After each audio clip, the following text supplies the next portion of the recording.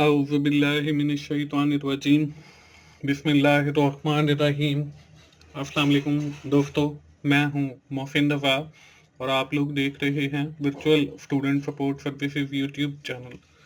दोस्तों, आज की जो मेरी वीडियो है वो FIN 622 कॉरपोरेट फाइनेंस का हमारा जो GDB नंबर 1 आया हुआ है साल 2020 का, उस हवाले से है। दोस्तों, जिन दोस्तों ने अभी तक मेरा चैनल सब्सक्राइब नहीं किया है वो जल्दी से मेरे सारे चैनल्स यानी virtual student support services, 24/7 teachers online और की टू सक्सेस, इन सारे चैनल्स को जो है सब्सक्राइब कर लें, क्योंकि इनके ऊपर आपके फ़ायदे के लिए कंटेंट अवेलेबल है। दोस्तों, हम शुरू करते हैं अपनी आज की इस वीडियो को और सबसे पहले हम देखते हैं कि हमारे इस GDB की रिक्वायरमेंट्स क्या हैं। दोस्तों, यहाँ पे आपको जो है एक केस नज़र आ रहा है जिसके अंदर है an investor is considering to invest fund worth of RF 2 lakhs in one of the 3 investment option named as A, B, C as given below in the table। कि हमारे पास 3 ऑप्शंस अवेलेबल हैं A, B, C और हमारे पास 2 लाख रुपया है, तो हम कौन सी ऑप्शन में इन्वेस्ट करेंगे। Each option have time period of 4 year and offer the same expected rate of return 10% with the total expected income of RF 4 lakh। अब हर जो प्रोजेक्ट है उससे जो इनकम है वो आपकी 4 लाख है और उसके साथ जो है आपका एक्सपेक्टेड रेट ऑफ रिटर्न जो है वो आपका 10% है। Option A return regular income stream of RF 1 lakh each year। Option B does not pay any return in the first 2 year but pays RF 2 lakh in the third and fourth year respectively। कि जो option A है वो हमें हर साल 1 लाख देती है, तो 4 साल के बाद हमारे पास जो है 4 लाख इकट्ठे हो जाते हैं।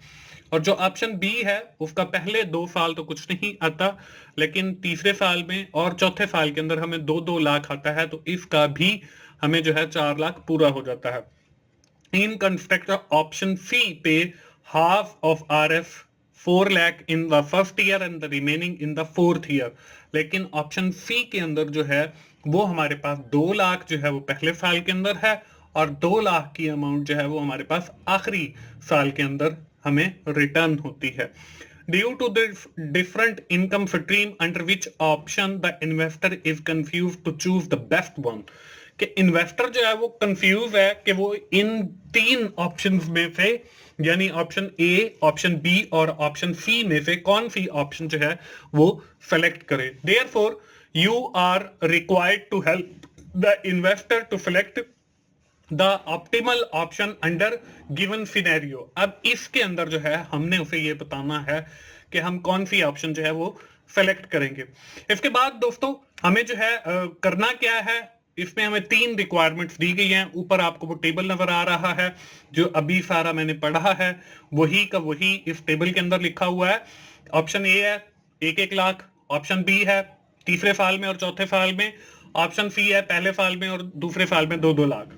अब इसके अंदर हमने करना यह है, what technique would recommend to investor to select the optimal option for investment. पहले तो हमने ये बताना है कि हम कौन सी टेक्निक यूज करेंगे जिससे हमें पता चलेगा कि कौन सी ऑप्शन जो है वो बेस्ट है। In the second requirement of this GDB, based upon the technique, which option would be selected and why। हम कौन सी ऑप्शन सेलेक्ट करेंगे और क्यों सेलेक्ट करेंगे।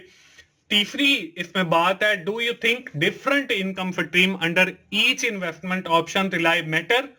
के ऊपर जो आपको डिफरेंट स्ट्रीम नजर आ रही है इनकम की, के एक प्रोजेक्ट के अंदर 1-1 लाख है, दूसरे प्रोजेक्ट में तीसरे और चौथे साल में है, तो क्या ये मैटर करती हैं जब हम इन्वेस्टमेंट करते हैं। Why or why not, provide logical reasoning to support the answer. इसकी हमने लॉजिकल जो है वो रीजनिंग देनी है और बताना है कि क्यों जो है ऐसा होता है, अगर यस के अंदर हमारा जवाब आता है तो दोस्तों ये है हमारे इस GDB की रिक्वायरमेंट। दोस्तों मैं आपको बताता चलूं कि मेरा एक और YouTube चैनल है जिसका नाम टीचर्स ऑनलाइन है। इसके ऊपर मेरे अपने रिकॉर्डेड लेक्चर्स अवेलेबल हैं। कॉर्पोरेट फाइनेंस के तो नहीं है, हो सकता है आपके और किसी सब्जेक्ट के अवेलेबल हों, तो आप टीचर्स ऑनलाइन को जरूर विजिट करें और वहां पे जो लेक्चर्स अवेलेबल हैं आप उनसे भी फायदा उठाएं। उसका जो URL है वो आपको इस वीडियो के इख्तिताम पे भी मिल जाएगा, इस वीडियो के शुरू में भी था और इस वीडियो की डिस्क्रिप्शन में भी आपको मिल जाएगा। दोस्तों बढ़ते हैं हम अपने इस जीडीपी के सोल्यूशन की तरफ। हमारे पास जो है एक कॉन्सेप्ट है जिसका नाम है कैपिटल बजटिंग टेक्निक्स। हम जो है कैपिटल बजटिंग टेक्निक्स के थ्रू जो है डिफरेंट प्रोजेक्ट्स को इवेलुएट करते हैं। Then we have decide which project is better for investment. हम फिर ये देखते हैं कि कौन सा जो प्रोजेक्ट है वो हमारे लिए इन्वेस्टमेंट के लिए जो है वो सबसे ज्यादा बेहतर है। इसमें दोस्तों हमारे पास there are 5 capital budgeting technique which we have used to evaluate the different project. हमारे पास 5 जो है वो टेक्निक्स हैं for evaluating the different project. इसमें फर्स्ट वन है pay back period. Pay back period के अंदर होता क्या है? पे बैक पीरियड के अंदर ये होता है कि इसके अंदर हमें यह पता चलता है कि हम जो इन्वेस्टमेंट कर रहे हैं वो हमें वापस कितने अरसे के अंदर, कितने पीरियड के अंदर रिटर्न होगी। तो ये हम पे बैक पीरियड के जरिए कैलकुलेट करते हैं। इसके बाद जो सेकंड ऑप्शन है वो है हमारे पास रिटर्न ऑन इन्वेस्टमेंट, कि हम जो इन्वेस्टमेंट कर रहे हैं हमें इसके ऊपर रिटर्न कितना मिलेगा। तो ये हमें पता चलता है रिटर्न ऑन इन्वेस्टमेंट के थ्रू। इसके बाद जो हमारे पास तीसरी टेक्निक है that is known as the net present value. अब इस टेक्निक में क्या होता है, इस टेक्निक से हमें यह पता चलता है कि हमारे इस प्रोजेक्ट की जिसके अंदर हम इन्वेस्ट करने जा रहे हैं या इन्वेस्ट करने के बारे में सोच रहे हैं उसकी आज कितनी प्रेजेंट वैल्यू है। इसको हम नेट प्रेजेंट वैल्यू कहते हैं। इसके बाद अगली जो टेक्निक है वो है हमारे पास प्रॉफिटेबिलिटी इंडेक्स। इससे हमें प्रॉफिटेबिलिटी का पता चलता है एक प्रोजेक्ट की। और इसके बाद आखिरी जो टेक्निक है वो हमारे पास है इंटरनल रेट ऑफ रिटर्न, जिसको हम IRR भी कहते हैं। इससे हमें यह पता चलता है कि कौन सा ऐसा रेट ऑफ रिटर्न है जिसके ऊपर हमारी नेट प्रेजेंट वैल्यू जो है वो 0 हो जाती है। तो दोस्तों ये टेक्निक है, इनमें से हमने जो है एक टेक्निक यूज करनी है। मैंने जो है इस जीडीपी के अंदर जो टेक्निक यूज की है वो नेट प्रेजेंट वैल्यू की टेक्निक यूज की है, विच इज मोस्ट फेमस। ये बहुत ज्यादा फेमस है फॉर इवेल्युएटिंग द प्रोजेक्ट। अब बाकी की टेक्निक क्यों नहीं यूज की है, उसमें यह है कि पे बैक पीरियड हमें पता है कि जी हमारी जो इन्वेस्टमेंट है इस केस के अंदर वो 4 साल के अंदर वापस आ रही है हर ऑप्शन के अंदर, ए के अंदर भी, बी के अंदर भी और सी के अंदर भी। तो इसलिए हम पे बैक पीरियड यूज नहीं करेंगे। इसके बाद है रिटर्न ऑन इन्वेस्टमेंट। हमें पता है कि हम ए के अंदर इन्वेस्ट करें, हम बी के अंदर इन्वेस्ट करें, हम सी के अंदर इन्वेस्ट करें, हमें जो है 4 लाख ही मिलना है। तो इसलिए हम रिटर्न ऑन इन्वेस्टमेंट भी यूज नहीं करेंगे। प्रॉफिटेबिलिटी, हमें इसके अंदर प्रॉफिटेबिलिटी का बताया ही गया है कि 4 लाख है, 2 लाख प्रॉफिट है, हर प्रोजेक्ट के अंदर इतना है, तो हम इसको भी यूज नहीं करेंगे। इंटरनल रेट ऑफ रिटर्न है, इसको भी जो है हम लोग यूज नहीं करेंगे क्योंकि हमें जो है ये नहीं पता कि हमारी जो वो नेट प्रेजेंट वैल्यू कितनी है। तो हम लोग जो है इस जीडीपी के लिए या इस केस के लिए जो है वो एनपीवी यानी नेट प्रेजेंट वैल्यू वाली टेक्निक जो है यूज करेंगे। और यही जो है नेट प्रेजेंट वैल्यू, यहां पे देखें अब पार्ट 1 शुरू हो रहा है।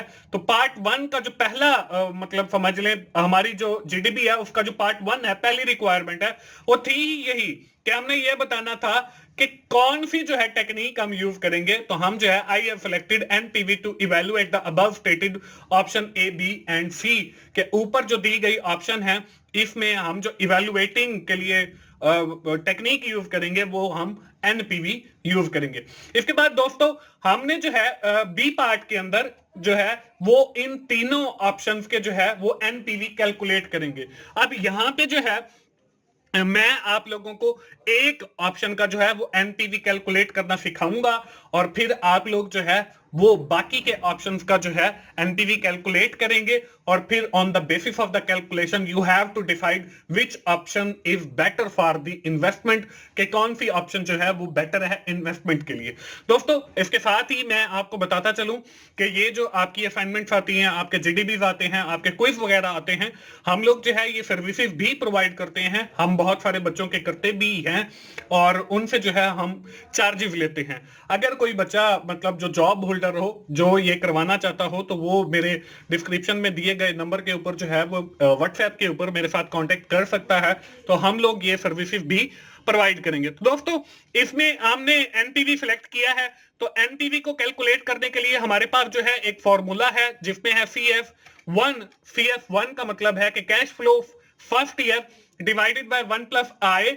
आई जो है वो हमारा इंटरनल रेट ऑफ रिटर्न है, इंटरेस्ट रेट समझ लें, interest rate, internal rate of return नहीं बल्कि इंटरेस्ट रेट, और उसकी रेज टू द पावर 1। इसी तरह हमने आगे जो है यहाँ पे प्लस CF1 लिखा हुआ है तो यहाँ पे CF2 आएगा यानी कि कैश फ्लो सेकेंड ईयर का, और उसके बाद डिवाइडेड बाय 1 प्लस आई। 1 जो है फॉर्मूले वाला, आई जो है वो इंटरेस्ट रेट है, और यहाँ पे भी 1 लिखा हुआ है तो यहाँ पे 2 आएगा क्योंकि अब दूसरे साल का कैश फ्लो है तो 2 आएगा रेज टू द पावर। उसके बाद हम चलते चले जाएंगे, जितने हमारे पास ईयर है वही आ जाएगा कैश फ्लो फोर्थ ईयर और 1 प्लस आई और उसकी रेज टू द पावर 4, और उसमें एंड पे हम करेंगे माइनस इनिशियल इन्वेस्टमेंट। तो दोस्तों हमारे पास जो है ऑप्शन ए के अंदर देखें, हमारे पास जो कैश फ्लो है वो 4 सालों के अंदर है। पहले साल के अंदर भी 1 लाख है, दूसरे साल के अंदर भी 1 लाख है, तीसरे साल के अंदर भी 1 लाख है, चौथे साल के अंदर भी 1 लाख है। तो यहाँ पे नीचे जो है वो मैंने हर साल के लिए 1-1 लाख ले लिया। अब नीचे डिवाइडेड बाय जो है वो 1 प्लस आई यानी इंटरेस्ट रेट था, तो इंटरेस्ट रेट जो है वो हमें क्वेश्चन के अंदर ही बताया गया था कि वो हमारे पास 10% है। तो यहाँ पे देखिए हर जगह पे मैंने 0.10 और 0.10 ले लिया, और उसकी रेज टू द पावर, उसके साथ अगर हम 1 ऐड करेंगे तो 1.10 बन जाएगा। पहले साल जो है हमने 1.10 raise to the power 1, 1.10 raise to the power 2, 1.10 raise to the power 3 और 1.10 रेज टू द पावर 4। अब जब हमने 1 लाख को तकसीम किया 1.10 के साथ, फिर 1 लाख को तकसीम किया 1.21 के साथ क्योंकि हमने रेज टू द पावर निकाल लिया, प्लस 1 लाख को तकसीम किया 1.33 और प्लस 1 लाख को तकसीम किया 1.46 के साथ, और माइनस हमारी इनिशियल इन्वेस्टमेंट। इनिशियल इन्वेस्टमेंट जो है वो हमें शुरू के अंदर ही बताई गई है कि वो हमारी 2 लाख है। इसके बाद जब हमने डिवाइड किया तो हमारे पास 90,909 जमा 82,644 जमा 75,131 जमा 68,301 और माइनस 2 लाख आ गया। तो हमने सारी प्लस वाली वैल्यूज को ऐड अप किया तो हमारे पास 3,16,986 आ गया। इसमें से हम 2 लाख जो है वो माइनस करेंगे तो हमारे पास जो बकाया बचेगा वो 1,16,986 बचेगा। That is the net present value of our project. ये हमारे इस प्रोजेक्ट की जो है वो नेट प्रेजेंट वैल्यू है। दोस्तों इसी तरह जो है आप लोगों ने ऑप्शन बी की भी कैलकुलेट करनी है और फिर ऑप्शन सी की भी कैलकुलेट करनी है। मैंने जो है इनके जो फाइनल रिजल्ट हैं वो अगली स्क्रीन के ऊपर आपको दिखा दिए हैं। एनपीवी ए का जो है वो 1,16,986 है।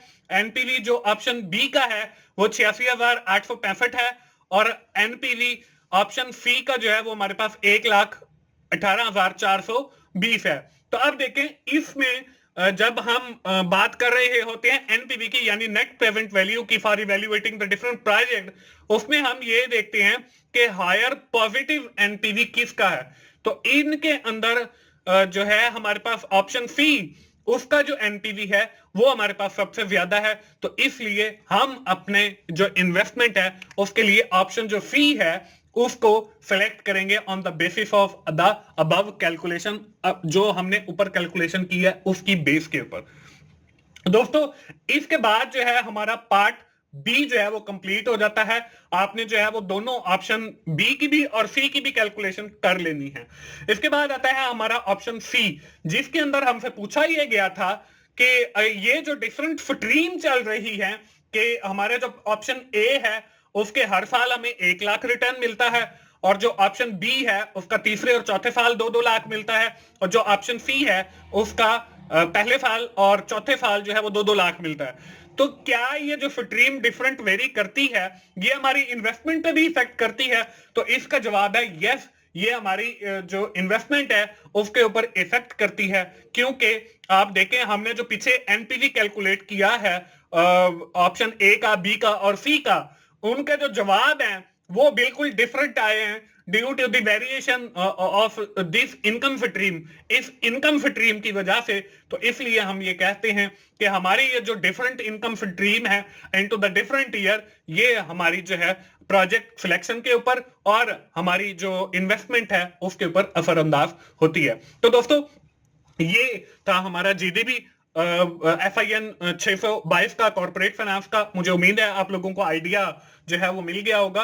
दोस्तों आपको पता है कि मेरी फाइल्स नहीं होती, मैंने आपको बताया है कि जो मेरी फाइल्स हैं वो मेरे जो पेड बच्चे हैं जो मुझे पे करते हैं उनको मैं देता होता हूं। तो अगर आप लोगों में से भी कोई अपनी असाइनमेंट जीडीबी क्विज करवाना चाहता है तो वो मेरे डिस्क्रिप्शन में दिए गए नंबर पे कांटेक्ट कर सकता है। तो दोस्तों आखिर में मैं फिर आप लोगों को यही कहूंगा www.youtube.com/teachersonline4u पे जाएं और वहां पे मेरे जो डिफरेंट सब्जेक्ट के लेक्चर्स अवेलेबल हैं आप उससे जरूर फायदा उठाएं। दोस्तों मिलते हैं अगली किसी असाइनमेंट सोल्यूशन के साथ या जीडीबी सोल्यूशन के साथ। उस वक्त तक के लिए अल्लाह हाफिज।